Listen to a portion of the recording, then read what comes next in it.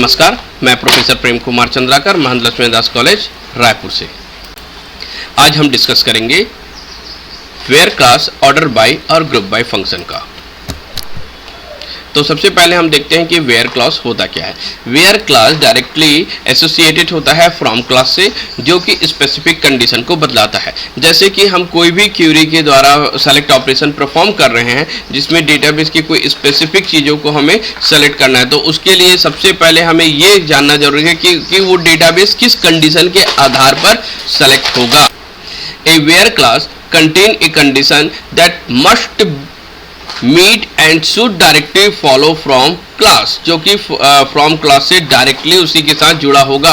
Only those data return by the query that satisfy the given condition, केवल और केवल वही डेटा रिटर्न होगा जो वेयर क्लास की कंडीशन को सेटिस्फाई करता है। The where clause is the optional but when it is use it is as a filter. Where clause optional होता है परंतु वेयर क्लास का यूज हम फिल्टर के लिए कर सकते हैं। जैसे कि हमें सिर्फ एम्प्लॉय का नेम लेना है या नेम में कौन से एम्प्लॉय का नेम को हमें सेलेक्ट करना है, या किसी स्टूडेंट को सेलेक्ट करना है तो उस स्टूडेंट पर्टिकुलर उस स्टूडेंट का नाम या उस स्टूडेंट का रोल नंबर के आधार पर उसे हम सेलेक्ट कर सकते हैं। तो वेयर क्लास लगाने के लिए सबसे पहले हमें जरूरत होती है सेलेक्ट के साथ हम कौन सा फील्ड हमें लेना है उस फील्ड का, फिर उसके बाद उसकी कॉलम, देन फ्रॉम के बाद टेबल और उसके बाद वेयर के साथ उसकी कंडीशन को हम लगाते हैं। तो वेयर के साथ विभिन्न प्रकार के जो ऑपरेटर्स है उनका उपयोग किया जाता है, जैसे कि equality operator, not equal to operator, greater than, less than or equal to, greater than or equal to, इस प्रकार की ऑपरेटर्स का उपयोग हम कर सकते हैं वेयर क्लॉज के साथ में। द वेयर के two and date type value should be include in a single quotation. यहां पर हमें ध्यान रखना होगा कि जब भी हम वेयर क्लास का उपयोग करेंगे तो वेयर के टू या फिर डेट टाइप का जो वैल्यू है उसके लिए हमें सिंगल कोट को डाल के स्पेसिफाई करना होगा। कैरेक्टर एंड वेयर कैट value are case sensitive and date value from format sensitive, यानी कि आपका कैरेक्टर एंड वेयर कैट टू जो होते हैं वो केस सेंसिटिव होगा, यानी कि जब भी हम उसको सेलेक्ट करेंगे तो उस पर्टिकुलर डेटा के केस सेंसिटिव को ध्यान में रखते हुए हमें उसे सेलेक्ट करना है। In where clause can compare, where clause में हम कंपेयर कर सकते हैं वैल्यू इन ए कॉलम की वैल्यू को, अरिथमेटिक एक्सप्रेशन को तथा विभिन्न प्रकार के फंक्शंस को हम उसके साथ कंपेयर कर सकते हैं। यहाँ पर देखते हैं एक here is the example we can consider. यहाँ पर हम एक टेबल ले रहे हैं जिस पर हम कंसीडर करते हैं कि वेयर ऑपरेशन किस प्रकार से परफॉर्म होगा। Here is the student table, यहाँ पर हमने स्टूडेंट टेबल लिया है। इस स्टूडेंट टेबल में रोल नंबर, नेम, कोर्स और फी ये हमने दर्शाया है। अब हम एक क्वेरी परफॉर्म कर रहे हैं जिसमें हम सेलेक्ट कर रहे हैं रोल नंबर, नेम और course. From the student table से हम क्या क्या ले रहे हैं, रोल नंबर, नेम और course, where the roll number is 1002, यानी कि यहां पर हमने वेयर कंडीशन लगाया, वेयर के साथ हमने कंडीशन लगाया, यहां पर हमने वेयर के साथ लगाया रोल नंबर 1002। तो इस स्पेसिफिक स्टूडेंट जिसका रोल नंबर 1002 है उन्हीं को हमने सेलेक्ट किया। यहां पर टेबल में देखिए 1002 किसका है, 1002 नाम का जो स्टूडेंट है वो रवि का है, जो डीसीए का स्टूडेंट है। हमने उसके 3 फील्ड को सेलेक्ट किया था, रोल नंबर, नेम और कोर्स को। तो इस प्रकार से वेयर क्लास की सहायता से हम एक कंडीशन देकर डेटाबेस की जो विभिन्न प्रकार की वैल्यूज है उनको हम सेलेक्ट कर सकते हैं। Now we can consider the another example. For example यहाँ पर हमारे पास टेबल है स्टूडेंट, उस स्टूडेंट टेबल्स में हमने एक लगाया select from student where name equal to Manish.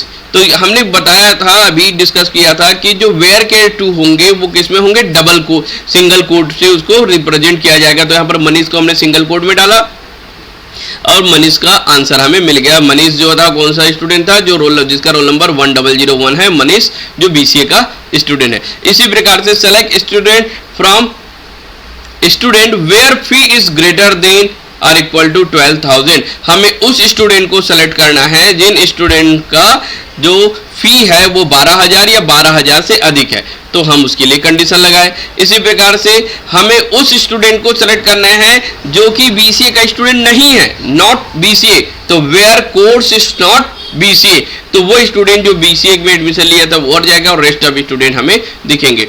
तो वेयर क्लास का यूज स्पेसिफिक कंडीशन लगाकर डेटाबेस की क्यूरी को परफॉर्म करने के लिए किया जाता है। केवल और केवल आउटपुट वही प्राप्त होगा जो उस कंडीशन को सेटिस्फाइड करेगा, जो उस कंडीशन को सेटिस्फाइड नहीं करेगा वो डेटा हमें नहीं मिलेगा। यानी वेयर क्लास के अंदर जो कंडीशन दिया जाएगा उस कंडीशन को सेटिस्फाइड करने के पश्चात ही हमें डेटा प्राप्त होगा। नाउ देखते हैं हम ऑर्डर बाय। ऑर्डर बाय का मतलब ये होता है कि डेटा को एक ऑर्डर में हमें रिप्रेजेंट करना। डेटा जो हमारे डेटाबेस में स्टोर है उस डेटा को जब हम एक्सेस करते हैं, जब हम उसे सेलेक्ट करते हैं, तो हम चाहते हैं कि वो स्पेसिफिक ऑर्डर में आए, जैसे कि असेंडिंग ऑर्डर में, डिसेंडिंग ऑर्डर में, या फिर डेट के फॉर्मेट में अर्लियर टू लेटेस्ट में, या फिर स्ट्रिंग में, जैसे कि नेम को हमें सेलेक्ट करना है तो अल्फाबेटिकल ऑर्डर में सेलेक्ट करना है E to Z में। तो इस प्रकार के लिए हम किसका उपयोग करते हैं? ऑर्डर बाय क्लास का उपयोग करते हैं। जहां पर क्यूरी किस प्रकार से परफॉर्म होता है, पहले हम लिखते हैं सेलेक्ट, सेलेक्ट के बाद में जो हमें फील्ड सेलेक्ट करना है वो उसकी column from table where condition, यहां पर हम कंडीशन लगाएंगे। यहां पर जो कंडीशन जो रहेगी वो कौन सा रहेगा हमारा, इसके बाद ऑर्डर बाय। कंडीशन के बाद हम क्या लिखेंगे? Order by. कंडीशन के बाद हम क्या लिख रहे हैं? Order by. ऑर्डर बाय में कॉलम और उसकी एक्सप्रेशन। यहां पर ध्यान रखना है कि हमने लिखा असेंडिंग और डिसेंडिंग, तो ध्यान रखना है कि हमें डिसेंडिंग ऑर्डर के लिए लिखने की जरूरत है। असेंडिंग ऑर्डर जो होती है वो बाय डिफॉल्ट होती है, that is the corresponding ascending keyword, but ascending is the by default. हमें असेंडिंग लिखने की जरूरत नहीं होती है। अगर हमें डेटा को डिसेंडिंग ऑर्डर में लिखना है तो हमें लिखने की जरूरत पड़ती है। बाय डिफॉल्ट असेंडिंग में डेटा रहता है।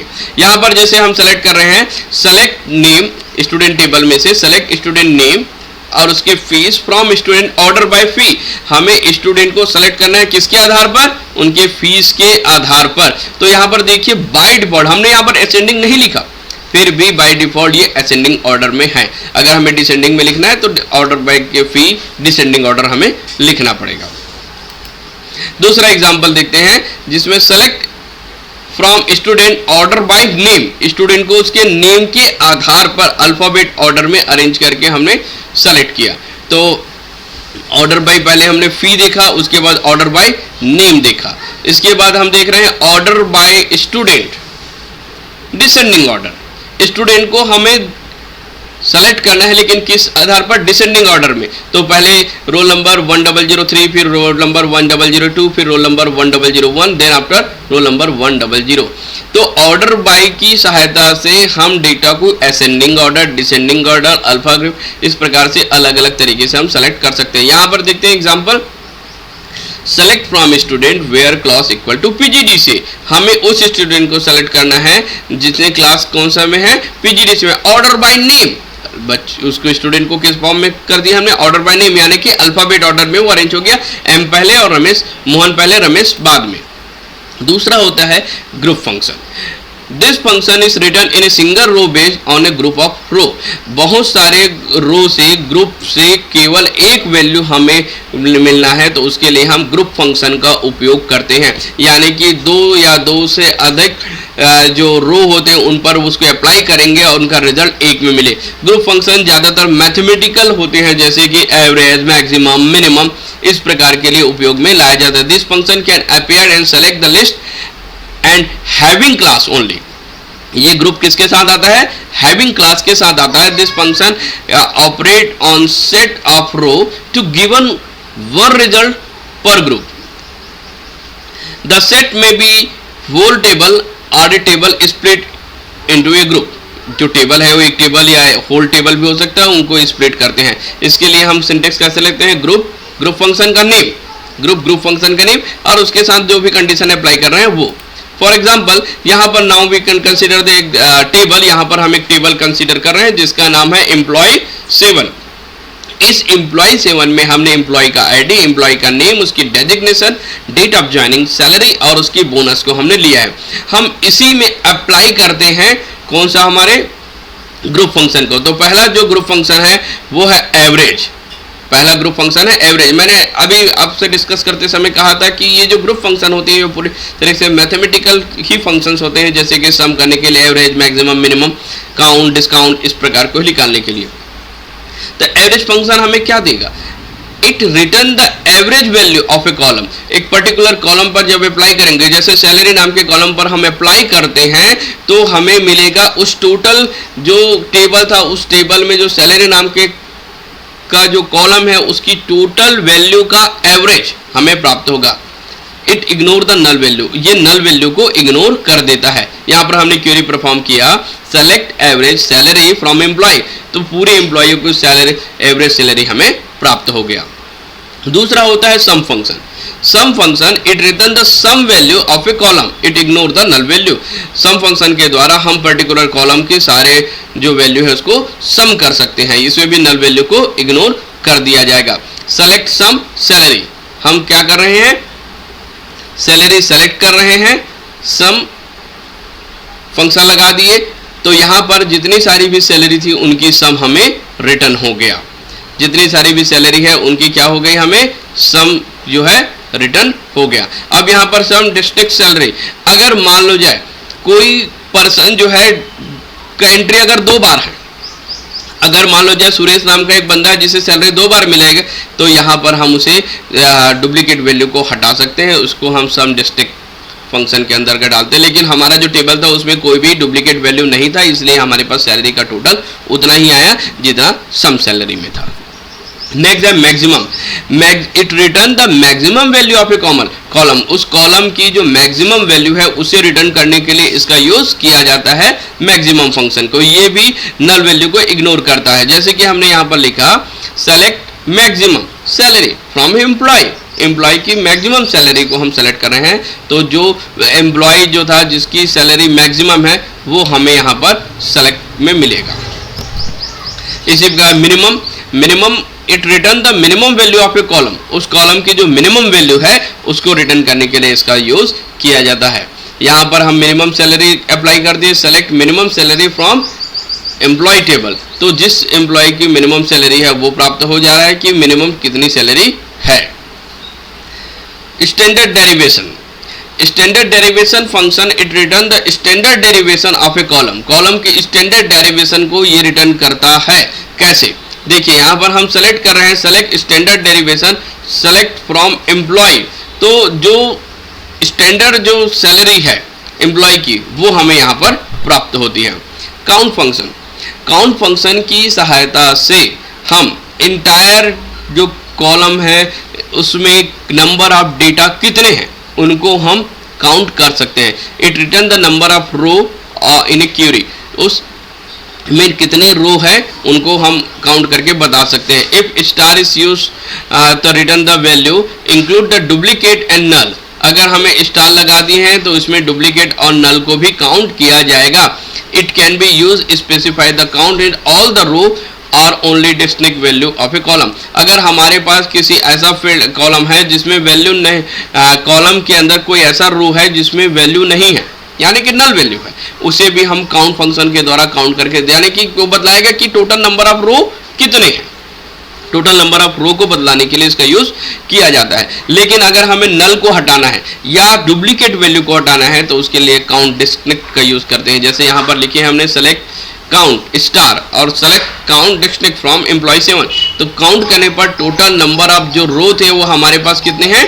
7 है। टोटल नंबर ऑफ रो कितने हमारे पास? 7 है। उस टोटल नंबर ऑफ रो में से जो हमारा एक में नल वैल्यू था उसको हटा देंगे तो हमारे पास टोटल कितना मिला? हियर यहाँ पर काउंट फंक्शन की सहायता से हम जो है हमारे जितने सारे भी रो है उस कितने रो हैं उस पर्टिकुलर डेटाबेस में उसे हम काउंट कर सकते हैं। अगर उसमें किसी प्रकार की डुप्लीकेसी है या फिर किसी भी प्रकार की नल वैल्यू है तो उसको काउंट डिस्टिंक्ट फंक्शन के द्वारा हटा सकते हैं। यहाँ पर देखिए सेलेक्ट काउंट के से हमें कितना मिला?